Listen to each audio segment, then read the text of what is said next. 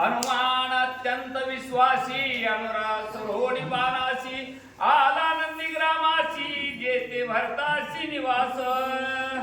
सद्गुरु चरणी सर्व वाचक प्रवचक श्रोत्यांच्या चरणी नतमस्तक होऊन पुढील विषयाला आपण सुरुवात करीत आहोत. मागच्या अध्यायाचं अनुसंधान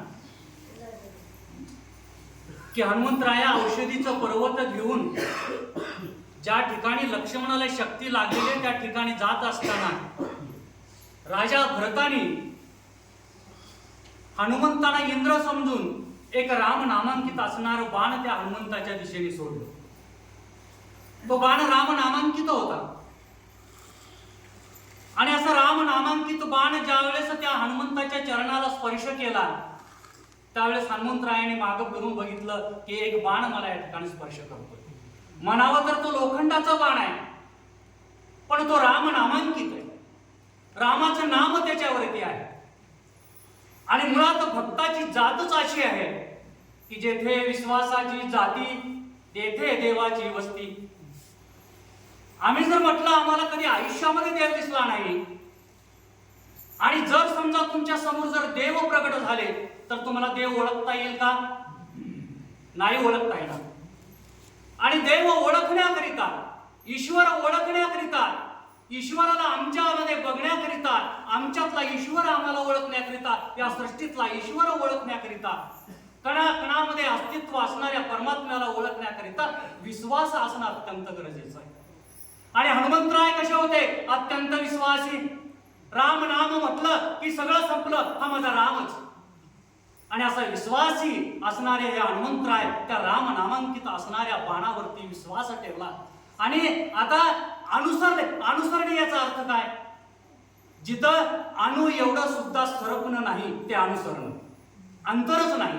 त्या बाणाशी समरस झाले. त्या बाणाला म्हटलं की बाबा हे राम नामांकित बाण आहे, रामाचं बाण आहे आणि आता कुठं जरी घेऊन गेलं तरी हरकत नाही, खड्ड्यात नेलं तरी चालेल, पण या राम नामांकित असणाऱ्या बाणाच्या दिशेनं आपण त्या ठिकाणी गेलो पाहिजे. म्हणून त्या राम नामांकित असणाऱ्या बाणाला अनुसरून हनुमान त्या ठिकाणी आले. कुठं आले?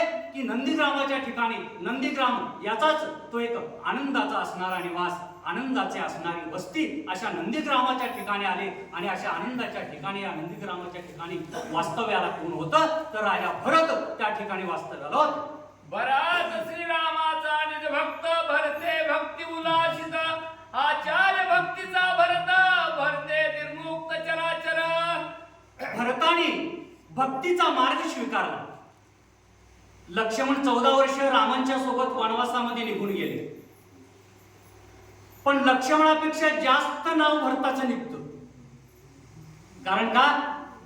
लक्ष्मण नेहमी रामाला म्हणायचे हे की प्रभू हे असं करायचं, आपल्याला हे तसं करायचं. लक्ष्मणाचं रामांना ऐकावं लागायचं. बंधू आहे, 14 वर्ष सोबत देतोय. पण राजा भरतांचं तसं नव्हतं. रामाला बंधू तर होतेच होते, पण रामाला आपल्या ईश ठिकाणी मांडलं होतं, परमात्म्याच्या ठिकाणी मांडलं होतं. परमात्म्याचा आदेश, प्रभू रामचंद्राचा आदेश हे माझ्यासाठीच जीवनवाहिनी असं समजून वागणारे भरत. आणि भरताने प्रभू रामचंद्राची जी भक्ती केली त्याला निज भक्त म्हटलं. निरंतर भक्तीमध्ये रत, परमेश्वराशिवाय दुसरी कुठलीही अनुभूती घ्यायची नाही. परमेश्वराची भक्ती अखंड देहामध्ये, देहाच्या बाहेर सगळ्यांमध्ये फक्त राम बघायचं, रामाची भक्ती. आणि हे भक्तियोग जे आहे यालाच अभ्यास योग म्हणावं. ज्ञानानं भक्ती साध्य होते, ज्ञानानं परमेश्वर कळतो, ज्ञानानं ब्रह्म कळतो. आणि भक्ती हे प्रेमाचं प्रतीक आहे. प्रेम असल्याशिवाय कुठला ईश्वर कळत नाही. प्रेम अंतःकरणामध्ये पाहिजे. आणि ज्या वेळेस अशा रामाची भक्ती करत असताना त्या भरताना निज भक्त म्हटलं. भक्तीमध्ये आचार्य होते. आम्ही म्हणतो आता कॉलेजमध्ये वगैरे, शाळेमध्ये, हायस्कूलमध्ये गेलं की मुख्याध्यापक आहेत, कॉलेजमध्ये गेलं की प्राचार्य आहेत. त्या ज्या विषयामध्ये असणारे पारंगत त्या मोठ्या हुद्द्यावरती आहेत. या भक्तीमध्ये सुद्धा आचार्य पद आहे. जे भक्तीमध्ये जाऊन शिरोमणी झाले, ज्या भक्तीने अंगीकारलं, ज्या भक्तीला अंगीकारलं त्या भक्तीला सुद्धा उल्हास वाटायला लागला. एरवी आम्ही प्रभूचं अस्तित्व मान्य करण्याकरिता किंवा त्या प्रभूला आत्मसात करण्याकरिता आम्ही भक्ती मार्ग निवडतो.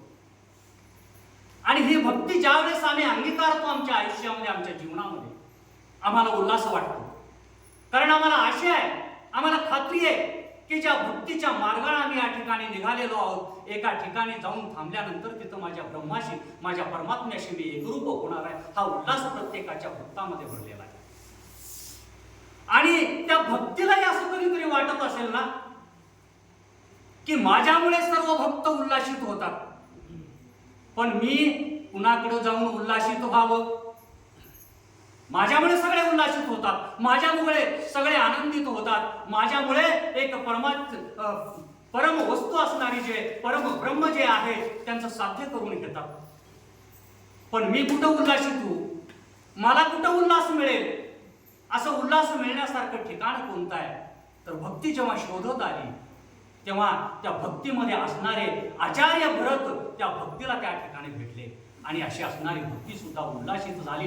तिला सुद्धा आनंद वाटला, समाधान वाटलं की बाबा मी जी भक्ती आहे त्या भक्ती माझ्या सुद्धा जीवनाचं या ठिकाणी उद्धार झालं आणि एवढं मोठं स्थान मला या ठिकाणी मिळालं. असं भक्ती सुद्धा त्या ठिकाणी उल्हासित झालेले. भरते भक्ती विस्तारली, भरते भक्ती प्रकाशली, भरते भक्ती वाढविली, भरते पालाळली निज भक्ती. आणि अशा भरतांच्या ठिकाणी ही भक्ती निवास करते.